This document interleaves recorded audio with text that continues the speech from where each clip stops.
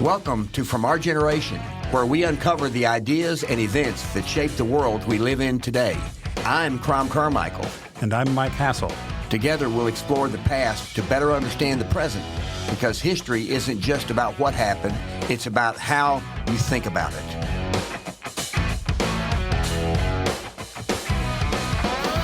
Well, Michael, it is Friday, February 6th, 2026. Good morning.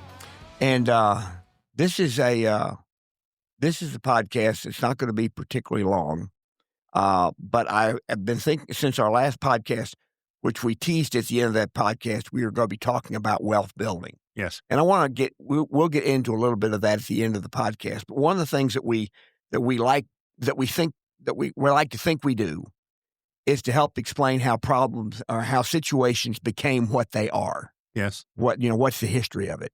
and if you look where people say the rich get richer and the poor get poorer, that's true.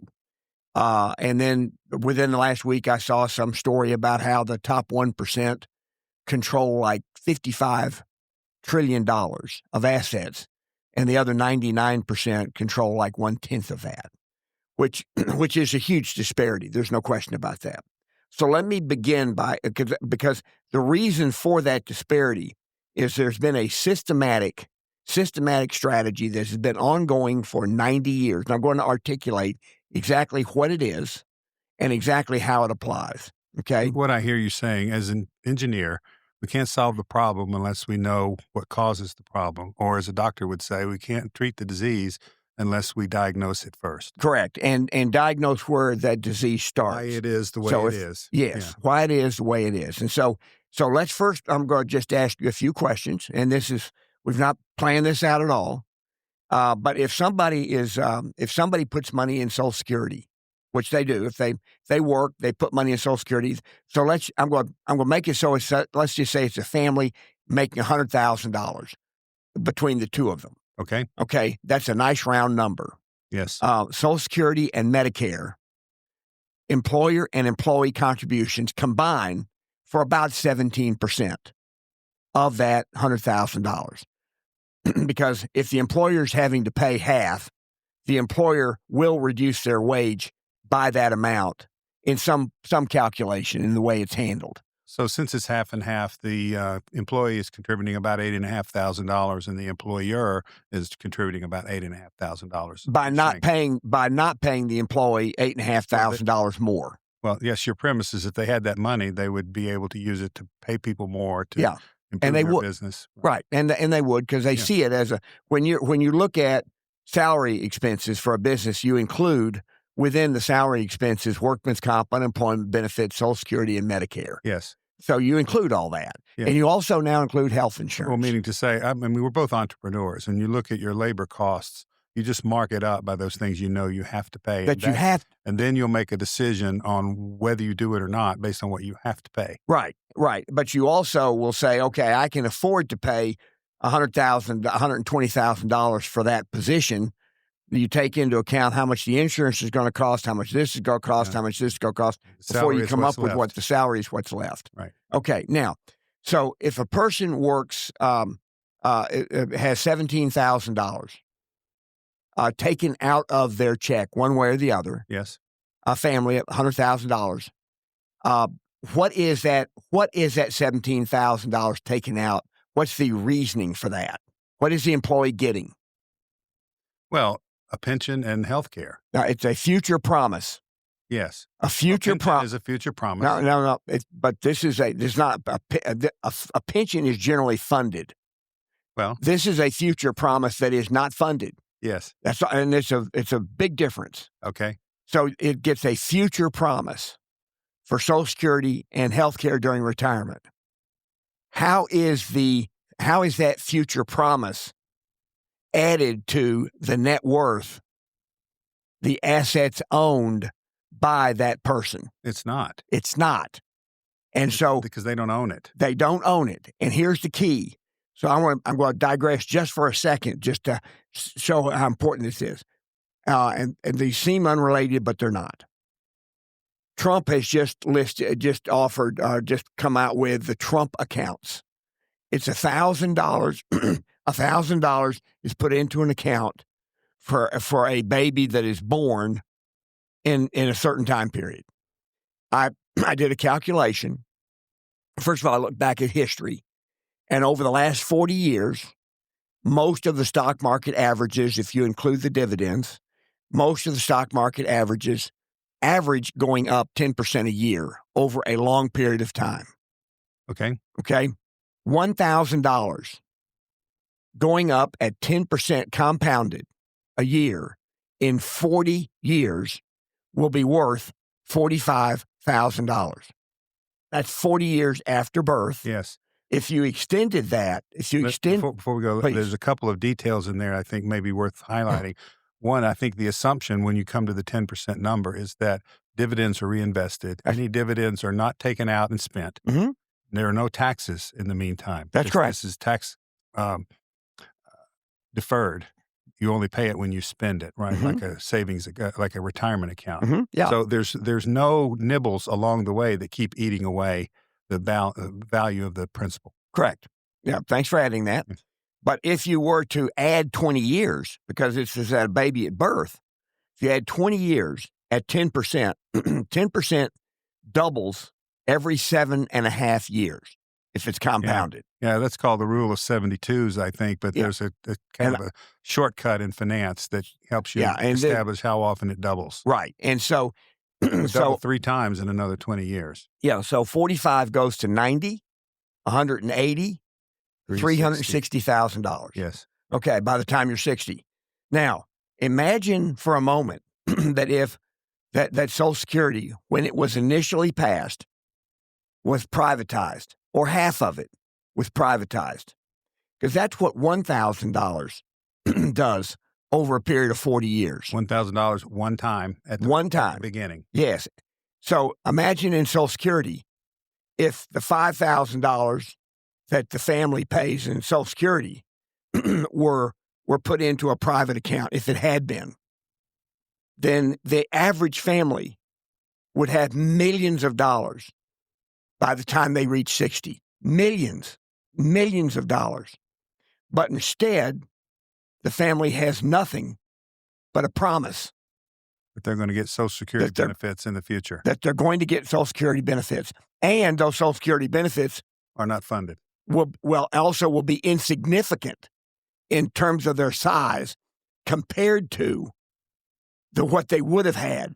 Right. Had the government done it to benefit the individual. Yeah. And this is the key.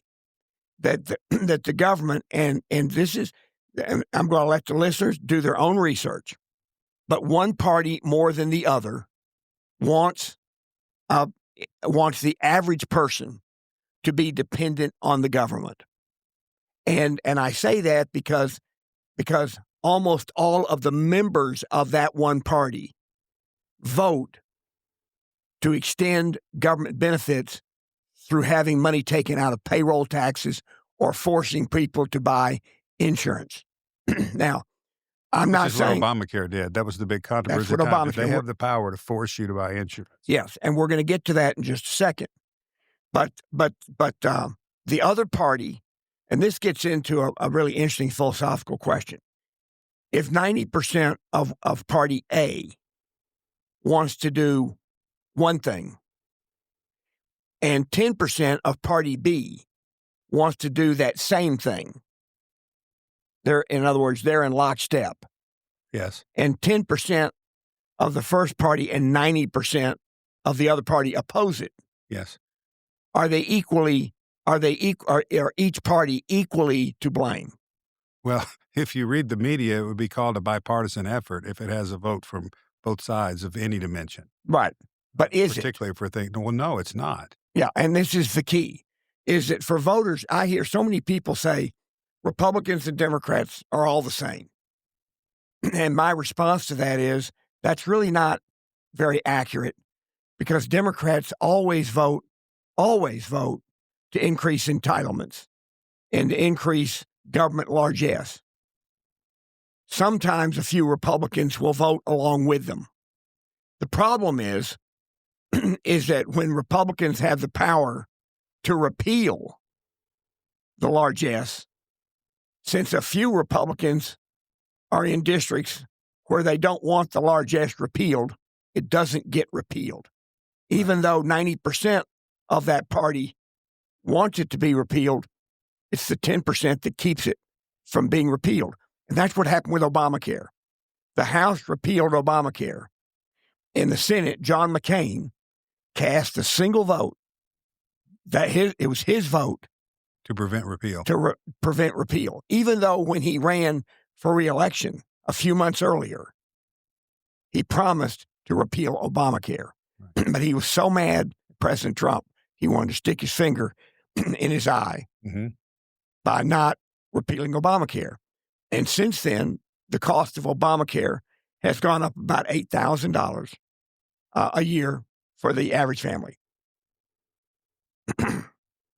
So I want to get back to, you hear Bernie Sanders railing about billionaires. He used to rail about millionaires, but since he now is a millionaire, a multi-billionaire as a matter of fact, he doesn't rail against millionaires anymore, just billionaires. And he rails against how the top 1% own all the assets.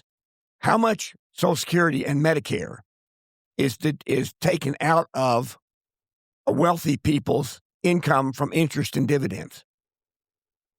Well, you give the answer. I'm not sure I'm real clear on the question, but from the interest and dividends they earn, as opposed to their income, their earned income, right? None. I think it's exactly it's on earned income. How much is taken out of the wealthiest people's when they have a capital gain? So if you're rich and you're just living off the interest and dividends from your assets, or capital gains. Or capital gains. Yeah, those are similarly not taxed. What is taxed is earned income. Earned income. Wages and salaries. Which is where the average person makes their living. Money. Yeah. Okay. So the argument that I'm making here is that the party that has systematically increased taxes based on wages for Social Security, for Medicare, forcing people to sign up for Obamacare, what that has done to that couple that combined makes $100,000, they now have at least $30,000 that is forced out of their income into a government mandated program. So $30,000. Let's break that down a little bit. They're paying 8.5 of the 17 that we came up with before, and so if it's up to 30, then they're paying another 22 or 3. And that's what, for health care? Well, first of all, it's 8.5, and the employer's 8.5. Is 17. It's 17. I'm trying to understand your number. The other is the extra $1,000 a month. Okay. They're paying due to Obamacare. So you're including the employer portion in that 30,000. Yes, because it's for the employer, it's a cost. Right. And so there's $30,000 a year now that is taken out of, and we're not talking about income taxes. We haven't gotten to that yet. This is just Social Security, Medicare, and the increase in the cost of health insurance. Right. Okay, which I call sick care insurance to be more accurate. And you could calculate it a different way if you did include the employer's portion. Just say out of the 100,000, which is what the employee is paid, not 100 and we can say make it 20,000. Yeah, it would be the 7.5, which is their half of those deductions, plus their health care of about $1,000 a month. So it's around 20. So let's make it 20. Yeah. Now let's go back to what we talked about earlier. $1,000 saved for 40 years. $1,000 one time is worth $45,000.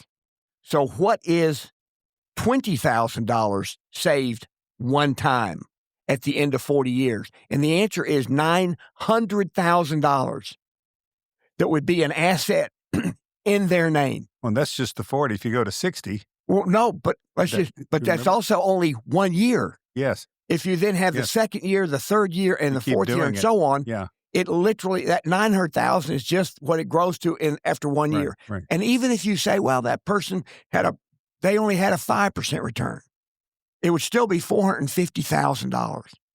Okay. Yeah. And so, and then you add every year. The average person over their lifetime would have a retirement savings that then can be passed on to their children. Yes. And this is what separates the very wealthy from everybody else. But it's not the very wealthy's fault. It's the politicians who force people to not be able to become wealthy. So let me ask you about this. I think of Amazon, which went for 20 years without declaring a profit, without earning a profit. They just kept reinvesting in the business, right? So none of that was taxed. They made no profits. Correct. Was it taxed at the corporate level because they didn't have a profit? Was it taxed at the shareholder level because there were no distributions? Correct. It just rolled along, getting more valuable and more value, and that minted many millionaires. Google did it, Apple did it, Netflix did it. So in a capitalist economy, this can happen to anybody that owns a piece of the business, not just the founders, not just the employees. Right. This is, by the way, one of the solutions to AI, in my opinion, because there's going to be a lot of people that make a lot of money on AI. This would be done all over again. The way for an average person to participate in it is not to invent it, it's to own it. Buy shares in a company that's doing it. Well, but they have to have money to buy shares. They and do. What I'm saying is the government prevents them. And one party in particular keeps reducing their income because So let me finish. They have a limited ability to do it. They can do it. But if you reduce that burden from government, if you cut their taxes, if you let them buy their own health care that fit their own needs and not buying what the government told you, they'd have money left over to invest. Now, yes. A lot of people won't do that. They'll spend it. And so bad for them. But somebody that's disciplined enough to do this, and what Trump is doing is basically doing it for them. He's giving $1,000 to these new babies just so they can learn this is how you build wealth. And now you have other people are going to contribute to that. Yeah, businesses. Well, Michael Dell. You have, in fact, there's a whole list of giant companies that are going to be contributing to these Trump accounts. Which is to say, your baby, if you have a baby next year, it gets $1,000 from the government, but it may this year. Well, 2026 and next year too. There's a period, but I think it's already started. If you have a baby tomorrow, next year, they get the $1,000 from the government, and then I'm not sure what the numbers are from Dell and all these others, but it probably totals another $1,000 or $2,000 or $3,000 or $5,000. I don't know yet. And it can be added. Yeah, added forever. Right. Because every baby born in that period of time will be given $1,000. Right. Now, here's the question: you're a politician. Let's just say $1,000 plus what the others pitch in. Correct. Yes. But the key is this, and this is kind of a political question. Trump has said every baby born between 2026 and 2028, end of 28, will get $1,000 put into a Trump account. So every baby will automatically have $1,000 in their name in a Trump account that can then be invested in a limited. The choices are limited, but they're not bad choices. They're just they're limited. Conventional, stable, predictable. Yeah. Businesses can say, I want to contribute more money. So every baby gets another $50 or another $100 added to that account. At the end of 2028, let's just say that whoever the Republican is running for president, he runs to extend the Trump accounts for another 5 years. What's the Democrat going to do? Wants to extinguish them. Will he say so in running for office? It's hard to take people's benefits away. This is the point you're getting to. Yes. Is they've been given these other benefits like health care, and they fight like hell not to give them up. And why do Democrats in particular dislike the Trump accounts intensely? Why do Because they're not controlled by government. They're privately owned. And there's no cost of government in them. And they increase completely tax deferred. Right. So government gets no benefit from the Trump accounts, but the individuals get all the benefit. Right. Which is the opposite of the Democrats' paradigm. And so the point I'm trying is for the government to be in control, and so their constituency is the people that are doing that, a bureaucracy. So government employee unions march in lockstep with these policies because they benefit. And so that people who have worked their entire life and contributed or paid into Social Security and paid into Medicare And now they maybe not have worked their entire life. Maybe they still have 10 years left in their careers, but they've paid for decades, at least decades, into these programs. Right.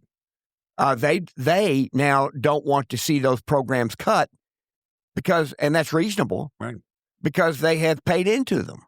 Well, they were promised there would be a return on all of that. They were promised something that nobody quite understands.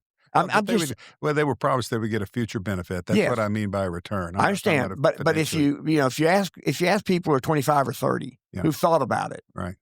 Do they think Social Security will be there for them in the way that it is now? And they'll answer you no.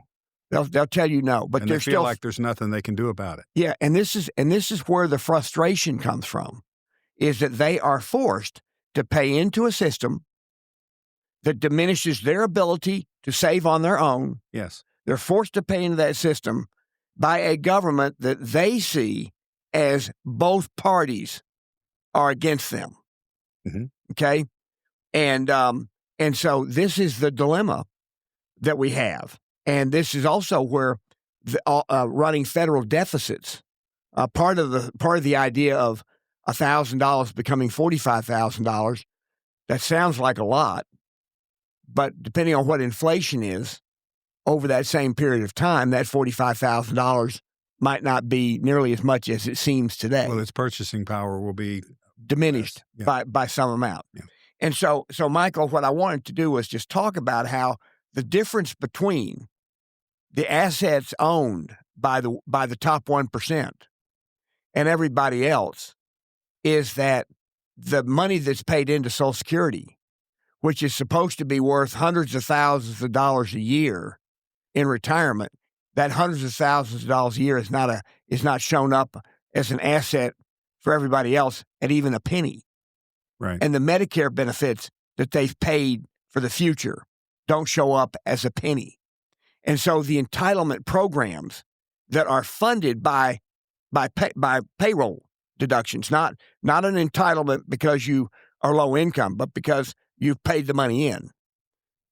There's no asset that shows up on the balance sheet, right, for those people. And so it's very easy for Bernie Sanders to rail about wealthy people, but Bernie Sanders has been in Congress for close to 40 years, and he, more than any other person in the Congress, has promoted the programs that rob working people of their ability to save on their own.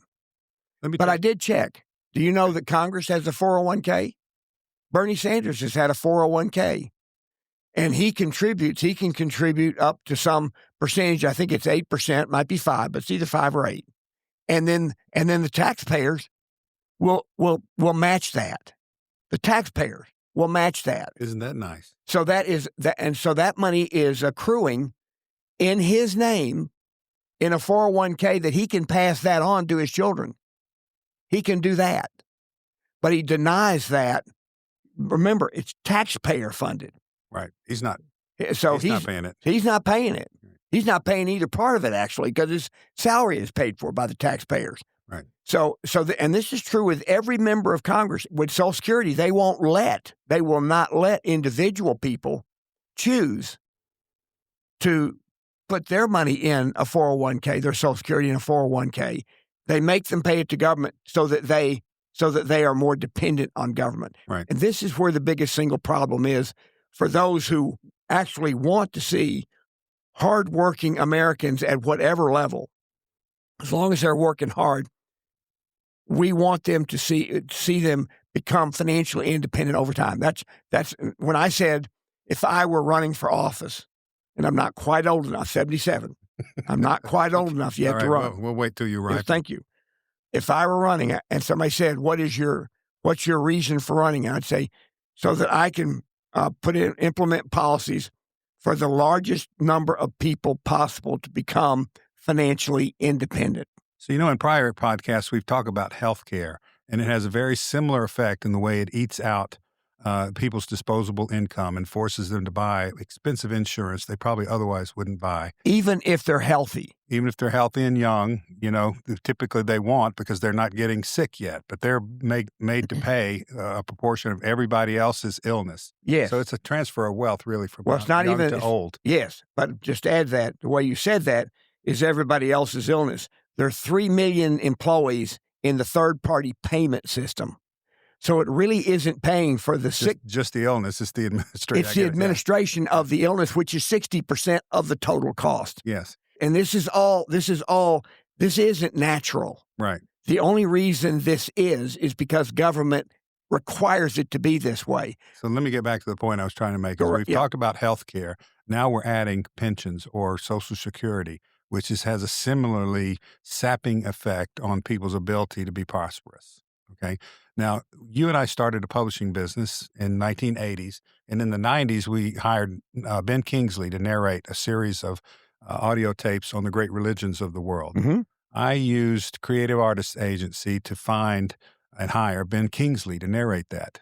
Okay. So we went to London to record with Ben Kingsley. The guy that was his agent became a friend of mine. Oh. And he had lived in London, and I told him I really love going to London. They have those little blue ovals on the buildings where Trotsky lived and Tolstoy lived, and Karl Marx lived here, and he wrote Das Kapital here. It's just fascinating that the world historical events, you just walk there and see the physical place where it happened. And I said, I think I would like to live in a place like that. And Jim, my friend, said, I've lived there, and you can't make any money. Now, this is an agent for people like Ben Kingsley. He made lots of money, I'm sure. I don't know what his salary was, but it was not trivial. But his point was, really, no matter what you make, it gets spent up with the cost of living in a place like London and the taxes. Mm-hmm. Now, they have a national health service there. Mm-hmm. They're very proud of. But it, too, like we've described, it saps people's incomes, doesn't deliver very good care. You can wait for months to get into their system. Right. So Britain is an advanced form of what we're talking about. Yes.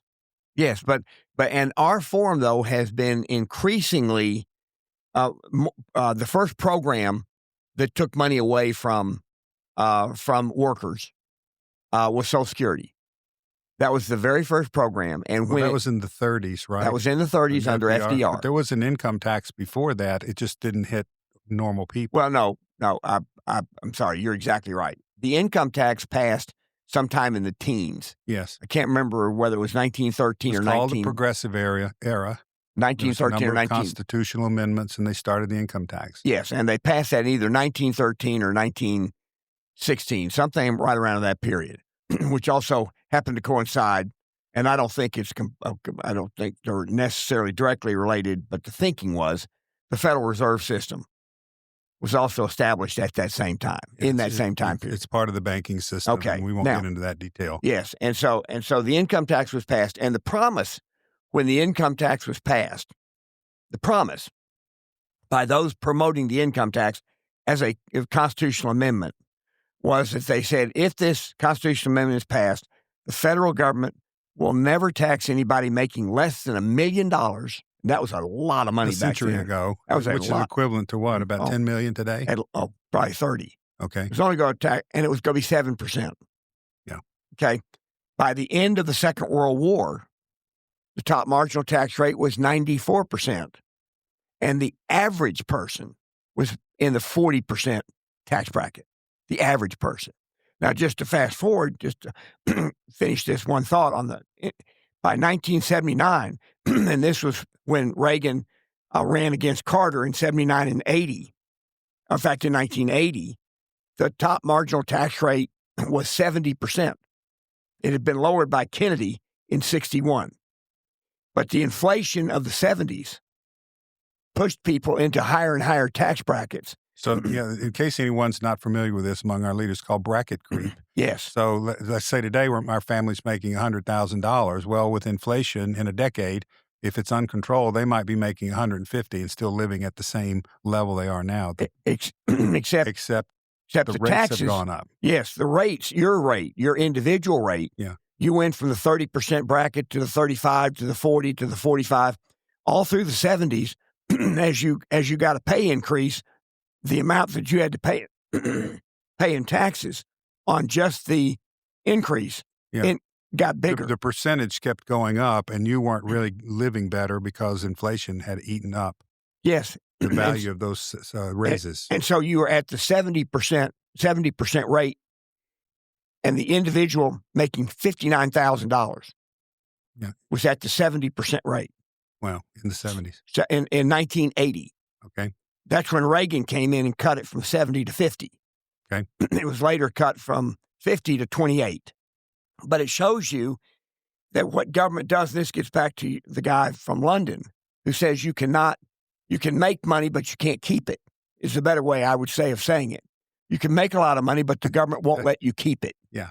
Okay. You have to spend it in order to live there. Yes. And a big portion of having to spend it is paying for government programs that you may or may not use.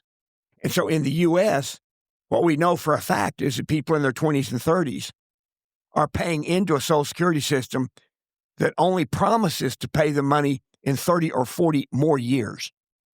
And same thing's true with their Medicare. But it is those taxes that they're having to pay that are reducing their ability to accumulate assets on their own. Right. So when Bernie Sanders, go back to this, when he rails against billionaires because they have money, he has systematically for 40 years done everything he can to make sure that the average person cannot have money. But he does. Right. He does because he has that 401k that the taxpayers fund, frankly, both sides of. And he also has he wrote a book that he got a bunch of money from publishers and whatnot. So he became a multimillionaire. But his policies deny the average person the ability, I'm not talking about the desire, I'm saying the ability to save money. Right. And that's where the angst is right now. I'm saying politically, that's where this affordability thing, this asset thing. And so the voters are going to either say we want to, and this is especially, the big opportunity is reforming Obamacare and healthcare. Right. So that people can have $1,000 a month more that they can spend and save if they have a healthy life, which most people do. Once again, we do not want what the Democrats like to do. Well, what about this? What about if somebody has this? And I will say it is true that there are exceptions to every rule. But if the exception becomes the rule, and if the exception is what drives the policy, then nothing good will happen for the average person. If you recognize that you establish policy to affect the rule, and then you let the states handle the exceptions, then you can solve the problem. And you let the states handle the exceptions with no federal assistance. So let me ask you this. I saw an article this week that said there is an extremely high correlation between expense and lack of affordability and governance. Okay, and particularly the cities and states that have a trifecta left government, meaning the executive and the legislature, both houses of the legislature controlled by the left, are the most expensive places in the country. I think 8 or 9 out of 10 of the largest cities are controlled by the left. Not all of them are trifecta. But when they're trifecta, it's even more explicit and strong correlation between this lack of affordability. So my question for you is, do you think there's any realistic prospect that any one politician on the left is going to say, something's not working, we need to change these policies and find a way for the market to work for average people? Are you optimistic about that or not? On the Democrat side? Yeah. The answer is no, and I'll tell you why. Okay. And I'm going to give you an example. In fact, I'm going to give you 2 examples that buttress the reason of saying no. Okay. Spanberger just won the governor's race for Virginia. Yes. She ran as a moderate. She ran on unity, limited government. She ran on all the things that a Republican would run on. Well, so far, this sounds like Biden, who ran on unity and being a caretaker and back to normalcy. Right. Yes. but I'm staying on the very current. On Virginia, yeah. I'm just saying there's an echo here. She gets elected. She was inaugurated about a month ago. She has proposed over 20 different taxes to her legislature, and for the first time in decades, and maybe even longer than that, in Virginia, the Democrats control both chambers of the legislature and the governor's office. The trifecta I was describing. The trifecta. So they had the power to do whatever they want to. And the assertion that I'm making is this, and the reason I give the answer is that no Democrat can win a Democrat primary without the endorsement of government employee unions. Government employee unions will endorse a Democrat candidate if that Democrat candidate promises higher pay, greater benefits, more employees, and control of the work environment by the unions. Yeah, you're talking about the government explicitly in the benefits to government workers. Yes. Yes. What I'm saying is, a government employee, if you want, I'm the person in the government employee union, right, who decides who we're going to endorse. Right. And you come in and say, I want your endorsement. I'm going to say to you, I want more pay for government workers. I want more benefits for government workers. I want more government workers. Yes. And I want more control of the work environment by the unions for the government workers. And if you will agree to all four of those things, we'll endorse you. And let me make it clear, if you break your word, we'll beat you in the very next primary. Yeah. And so is it any mystery then that Virginia and D.C. and Maryland are blue states? No. That's where a lot of these workers live. The federal workers in particular, yes. Exactly. And D.C. votes over 90% Democrat in presidential elections. Look what a healthy economy they have. Yeah. Yeah, and the 7 of the 10 richest counties in the country touch Washington, D.C. Yeah. 7 of the 10. Now, but the other story I want to talk about is Oregon. Oregon, for a long time, has had a Democrat governor, a Democrat House, and a Democrat Senate, state Senate. Trifecta. Last summer, the governor called a special session, and in the special session, the Democrat-controlled legislature, with, I think, 0 Republican support, passed an increase in the gasoline tax, an increase in the registration tax for every car, and an increase in the payroll tax for every employee. And she signed that into law on the last day of the special session. Within a few days, which is to say, as late as she could. As late as she possibly could.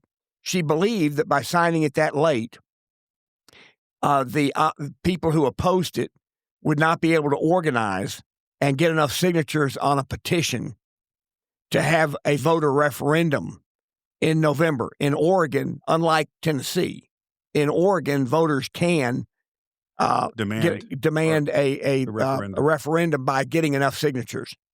And so within 10 days, they'd gotten 100,000, and by the end of January, I'm going to read a paragraph, which I think is just hysterical.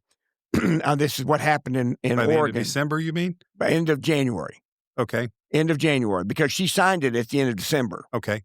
Okay. All right. So at the end of January, because this is dated February 4th, so it's last month, meaning January. In a horse-drawn carriage bearing a man dressed as Santa Claus, organizers of a campaign to overturn Oregon's new transportation taxes delivered some 193,000 signatures wrapped as Christmas presents to the Secretary of State's office in Salem last month. Now, so repealing those 3 taxes will now be on the ballot in November. By the way, Democrats, the article goes on to say that Democrats are fighting furiously to have the ballot, to have this referendum move from November to May. Because in November, the voter turnout is much, much higher. It's a midterm election. It's a midterm election for Congress. And it'll be much higher. Plus, their names will be on the ballot.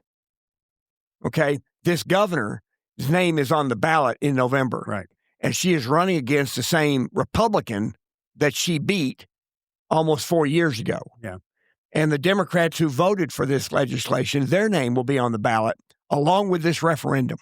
So people that are riled up and turning out to vote are not likely to be her voters. And there'll be a whole bunch of new voters who come to vote solely to repeal that. And so the question then, and this gets back to your question to me about the likelihood of change, in an environment like that, is it possible that Republican candidates, even though they're outspent by the government employee unions as much as 5-1 in states like Oregon, will they succeed in winning elections because of the anger of voters, because they've seen these people who run on affordability respond by saying the affordability that I care about is only for government employee union people. Yeah, and by kicking it forward to the next election and have less than half the turnout because it's a minor election that people are not paying attention to. They generally pay attention to presidential elections every 4 years, to a lesser degree to midterm elections, and then all the rest are just kind of low turnout elections. Correct, and having it on the ballot in November will get the turnout in November that's there for that specific reason. Yes, right. Okay, whereas if you can push it to May, right, then I'm as a Democrat, I may have just won my November election, right, because the people who are mad at me, right, aren't going to vote. At any rate, this will be an interesting election to watch in Oregon, because it gets to really the issue. Democrats claim they're going to run on affordability. And so, Michael, the answer is obvious, but I'm going to ask the question anyway. How do in fact it's not obvious. The answer is not obvious because I don't understand. Oh, you're making it harder already. So, yeah, here's the question. How do Democrats who run on affordability, how do they then claim I'm improving your affordability for you by raising your taxes? How do they even think about explaining that? Well, they highlight all the benefits that you're supposedly getting from that and pretend that they're taxing somebody else instead of you. But in this case, they're raising the tax on everybody who owns a car. Yeah. And they're raising the tax on gasoline. It's hard to do. So it's hard to, and they're raising it on payroll. Yeah. So anybody who works. Right. So they've just won. They're running on affordability and raising taxes. It's a bit of a irony, if not a contradiction. Yeah, it would seem not so. Absurd. And so Virginia, we just had the Democrats sweep in Virginia. Right. And their response to having power they've never had before is propose to increase 24 taxes. Well, one of the solutions that's happening is people are moving from these blue states to red states. And we've talked about this on a prior podcast. There can be as many as 10 congressional seats that go from blue states to red states, typically Texas and Florida, North Carolina, Tennessee. A few others get one, but Texas and Florida are the biggest ones. Mm-hmm. That will also reduce the electoral college count from those places. It will change the apportionment of budget from the federal government in what they get in terms as a proportion. It's prorated by population, what the federal government spends. Okay. So if their populations are not growing as fast as those in red states, they get less of the federal trough. Okay. Now, I'm going to push back on one thing you said just a little bit. Okay. Because it's something that, since this Minnesota fraud issue popped up, when I studied that issue and understood how that money, how the states get that money, it's not quite apportioned the way that you described. Okay. Because if it were apportioned based on population, it would be a block grant. Okay. Okay. But that's not how these programs work. The way these programs work, and I want to be very clear about this because it's really... I know where you're going. This is very interesting. Yes. And this is true in many, many blue states. Entities apply for a license to do Medicaid services. That might be driving seniors around. It might be having child care centers. It might be Medicaid facilities. Hospice has been a big one. Hospice is another one. But it's all these different things that are covered. And the state spends a fraction. and the federal government contributes the balance. So when I say a fraction, it might be a third. Mm-hmm. And then the federal government contributes 2/3. But here's what's interesting. The states license the entities. The entities then send invoices to the states for services that they claim to have provided. Many of these organizations provide no services, yes, but claim to provide millions of dollars of services. It is the state administrators, the government employee union people who approve the invoices. Then they tax them. And then they might do that to generate the revenue, but the state then pays only a small portion relative to how much the federal government contributes. Yeah, my point is, and this has been going on a long time with Medicare, it's been expanded to hospice and all these other things. It's the fraud, the graft that's just being uncovered in places like Minnesota. But California is, I saw it called Califraudia in an article this past week, because they have perfected this art. And what they do is then bill the hospital, tax the hospital. The hospital's glad to pay it because they're getting, let's say, $100. They're getting 30 or 40 from the state. The state taxes them. They pay back 10 or 20 or 30, whatever the numbers are, back to the state. So the state really has very little money in it. And most of the money then has come from the federal government. Coming from the federal government. And I would actually make a esoteric argument that is a form of coining money at the state level, which is prohibited by the Constitution. Yeah. I would because most of the money is spent in their state. Right. And so what they do is they get all this extra federal money for which they don't deserve under the way the law is supposed to work. Right. And then it benefits that state specifically. Right. And that is a form of coining money. So you have in California like 30% of the country's expense for, I've forgotten the category. Well, Medicaid is $130 billion is spent on Medicaid in California. That is almost $4,000 per resident of California. Not that everybody's eligible, but just giving the math. In Tennessee, every resident, whether they're on the program or not, $4,000. $4,000. In Tennessee, it's a little over $1,000. Yeah. The difference between, if you search, what's the average doctor make in California versus the average doctor in Tennessee, it's within 10%. What's the average nurse make? It's within 10%. So it's not because the cost of providing health care is so much higher in California. It's the fraud, the outright fraud in California, because California's taxes are so high that the state of California has had to figure out how to maintain its economy. And as we've said elsewhere, it's also the administrative system that eats up a lot of what's paid. Yes, and in this case, both for the state of California, the administrative state actually benefits that state at the cost of every other state, right? By approving invoices that they have not checked to see if they're legit, and so we wandered off course just a little bit there. I think it's been very useful. Yeah. This is the way the graft is happening. Yes, this is where the money is going down dark holes. Right, and it's being systematically. This is the point I'm trying to make. It is systematically being taken from working people's pay one way or the other, making it virtually impossible for them to have a reasonable standard of living and save money at the same time. If you were able to undo that, and people were educated enough to know that instead of spending that money, they spent another $1,000 a year or whatever they could squeeze out of this recovered post-tax money, disposable income, they could be wealthy in 40 to 50 years.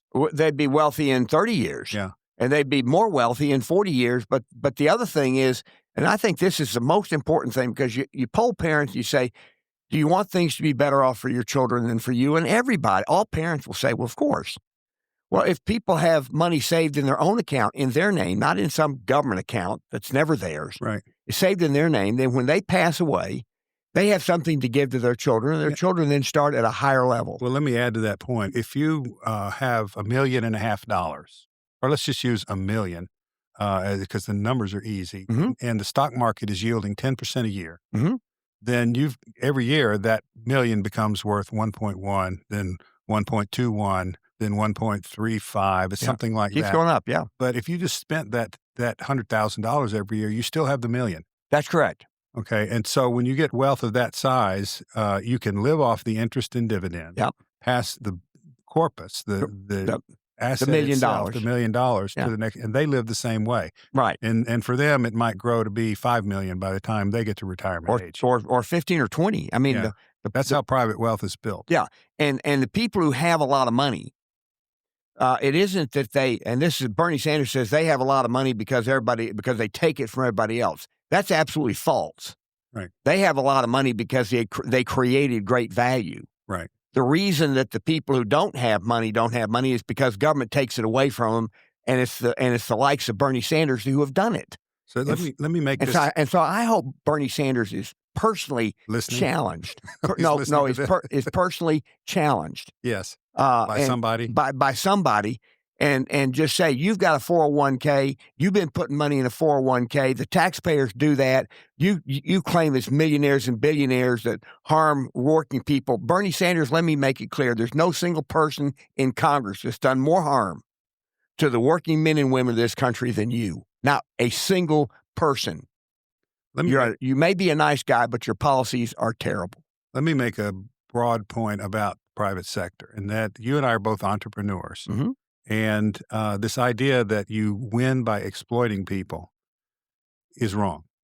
You can't do that. You can't do that in business. In a free market, you cannot. In a true free market. Yes. Now, if you can get law to compel somebody to buy your product, and a lot of people want to do that. Sure. That's all mixed up in the drugs and the healthcare, and there's a lot of compulsion about who's got to buy what. That's right. But in a free market, you've got to get a customer to consent to buy your product, which basically means you're a servant. I've got to come to you and give you something that's worth more than you're going to pay me, or you're not going to buy it. That's right. Okay, so the free market, the pure free market, is a servile system, and you don't get wealthy unless you create more benefit for the people that buy your products. Right. So, I mean, Jeff Bezos is worth gazillion dollars, but look at the value he has delivered. How easy it is for people to buy things. And using Jeff Bezos as your example, he did not make all of it. I think I'm saying the same thing you are, so I apologize for repeating it almost. But Jeff Bezos is wealthy because of the millions and millions of people who he's helped. Yes. And we know he's helped them because they chose to use his service. Yes. Well, same thing with Google. In my view of that is they index the world. You know, I used to have encyclopedias and go and use bookshops to look for arcane things where I could learn stuff. I just go for almost anything, go on the internet and ask a question, and it is answered. Yes. That is magic. AI is going to make that even bigger. That's why there's still a lot of new fortunes to be made. And here, the human genome has been mapped for the first and only time in human history, about 20 years ago. I did a consulting project for a business that is mapping plant genomes. They told me there's hundreds of thousands of species, and only about 5% of them have been mapped. Wow. Now, think about the wealth that's going to come from finding commercial applications for understanding the code of life in all of the species, plant and animal. Right. And if that still has not been exploited. Yeah. And if that wealth is going to be distributed the way that it could be, it's not taking money away from working people and giving it to government, but letting working people be owners own a piece of that. Own a piece of that. Yeah, they can't. Own it privately. Yes. Own it in their name. A lot of people can't do that. Don't even understand it. Right. But if they get good counsel and buy safe securities that are not so speculative, but can be expected to have a good part of this wealth creation, we can all participate. Now, last week we teased that we were going to talk about wealth creation today, and we didn't get around to it. Well, I think we did. Well, we spent the time talking about why it's so difficult for the average person to create wealth. We laid the foundation for what needs to be changed in order, or what is causing the angst. And by the way, electing more Democrats who will then help you by raising your taxes and increasing government programs and regulations that will not lead to less angst and wider distribution of wealth. What will is the shrinking of government, holding those people who are defrauding people accountable, and those types of things. So what the promise I'm going to make for next week is we will get into specifically if you have $1,000 a month that you can put into savings, or $500 a month that you can put into a 401k that's being matched by your employer. Right. And even 50 a month is worth even 50 a month. Some services coming out that if it's allow matched. that. Yeah. If it's matched. Particularly if it's matched. Yes, and we'll talk about that. We're going to be very specific. Right. We'll focus on that next week. Thanks a lot, Mike. Okay.